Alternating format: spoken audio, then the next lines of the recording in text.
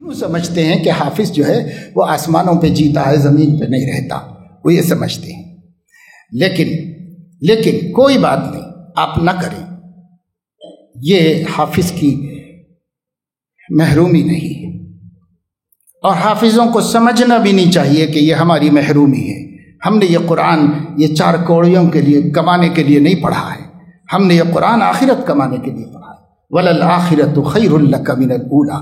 آپ بھی دل چھوٹا نہ کریں، آپ بھی احساس کمتری میں مبتلا نہ ہیں، اور آپ سب عوام سے ہم کہتے ہیں آپ بھی مت کرو ان کی فکر، لیکن انشاءاللہ حلف بخدا، خدا قرآن کا رب حافظ قرآن کو نہ کبھی بھوکا رکھا ہے نہ کبھی بھوکا رکھے گا۔ یہ اللہ رب العزت کا معاملہ ہے۔ ہاں، حافظ خود قرآن کی توہین کرے تو ہم اس کی ضمانت نہیں لیتے، لیکن اگر وہ قرآن کی توہین نہیں کر رہا ہے تو نہ کبھی بھوکا رہا ہے نہ کبھی قیامت تک رہے گا۔ یہ تو اللہ کی شان کے خلاف ہے کہ کوئی اس کی کتاب کی حفاظت کر رہا ہو اور وہ اسے بھوکا رکھے، یہ اللہ کی شان کے خلاف ہے۔ ہمارے اعتماد کی کمی ہے، ہمارے توکل کی کمی ہے، ہمارے زمانے کے اندر بنا دیے گئے ایک ماحول کی وجہ سے اپنی نظروں میں ہم نے اپنے آپ کو گرا لیا ہے، اپنے کو حقیر سمجھ لیا ہے اپنی نظروں میں، کیونکہ زمانے نے ایسا ماحول بنا کے رکھا ہوا ہے۔ تو اس لیے حافظوں، کبھی اپنے کو چھوٹا نہ سمجھو، غرور نہیں، فخر نہیں، لیکن اپنی دولت کا احساس ضرور ہونا چاہیے کہ دولت ہمارے پاس کیا ہے۔ ہمارے پاس بہت بڑی دولت ہے، اتنی بڑی دولت آج تک دنیا میں کسی کالج سے کسی کو نہیں ملی، کسی یونیورسٹی سے کسی کو یہ اعزاز نہیں ملا جو حافظ قرآن کو حافظ ہونے کا اعزاز ملا، کسی کو نہیں ملا۔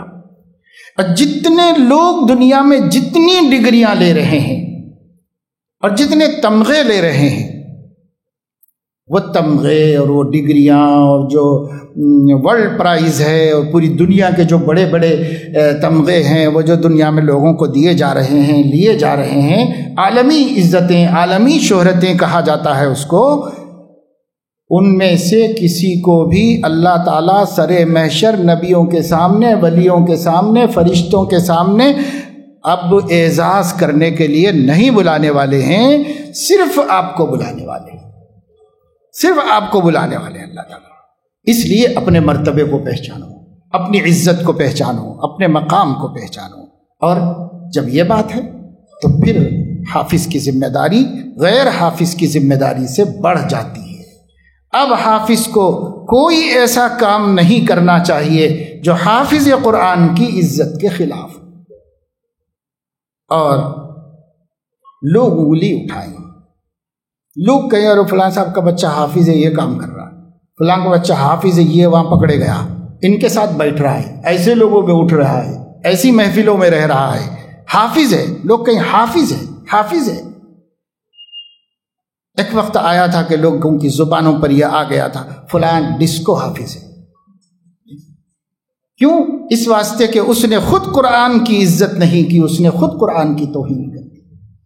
پھر جو خود قرآن کی توہین کرے گا اس کی توہین اللہ جتنی کرے کم ہے۔ مخلوق تو کرے گی ہی، اللہ بھی اس کی توہین کرے گا جو اللہ کی کتاب کی توہین کرے گا، اللہ اس کو کہیں کا نہیں رکھے گا۔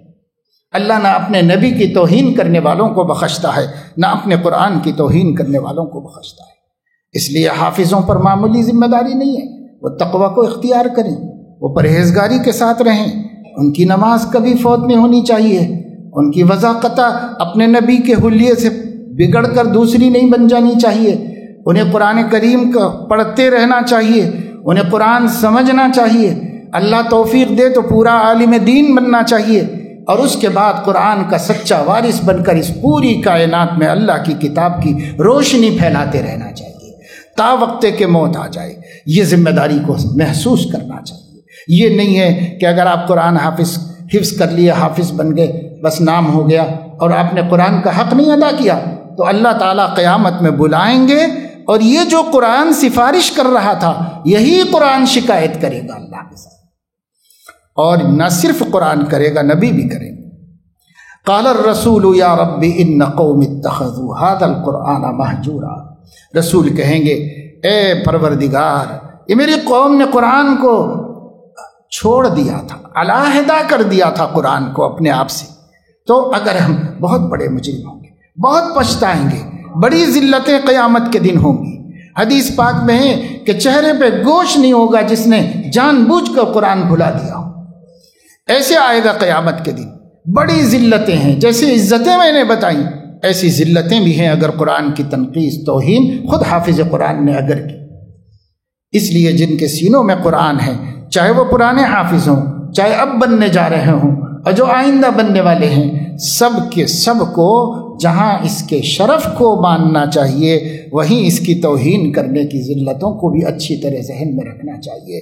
اللہ اس دنیا میں بھی حالات کے حوالے کر دے گا اور اللہ تعالیٰ آخرت میں بھی سخت ذلت اور رسوائی کا سامنا کرنے پر مجبور ہوں گے۔ کیوں؟ اس واسطے کہ ہم نے اس کی کتاب کی توہین کی۔